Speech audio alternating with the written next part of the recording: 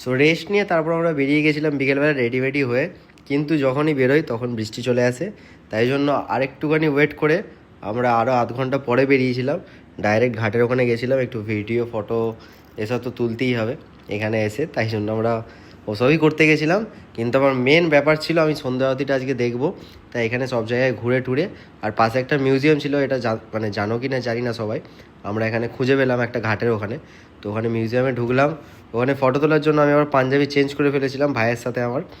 Ronit black পরেছিলাম, আমি red পরেছিলাম, ফার্স্টেই দেখেছো, তাই জন্য আমি এবার চেঞ্জ করে ফটো তুলি। তারপর গেছিলাম একটু মালাই টোস্ট খেতে, খুব ভালো করে এই দোকানটা, মানে কি একটা ঘাটের নাম ছিল ভুলে গেছি, যাই হোক ওখানে টোস্ট খেলাম। অ্যাট লাস্ট আমি আরতিটা দেখার আমার বিরাট ইচ্ছা ছিল, প্রচণ্ডভাবে ইচ্ছা ছিল। এই আরতিটা দেখার জন্য আমি 1-1.5 ঘন্টা দাঁড়িয়েছিলাম ওখানে। তো ওইখান থেকে এসে মানে ওইখানে আমি ভিডিও করি আরতির। তো তারপর আমি হোস্টেল চলে গেছিলাম, আর আজকে রাতে সেভাবে কিছু করিনি। তাই জন্য আজকে ভিডিওটা এই অবধি, দেখা হচ্ছে আমার নেক্সট ভিডিওতে। টিল দেন সবাই ভালো থেকো, সুস্থ থেকো, আর লাইক সাবস্ক্রাইব করে দিও।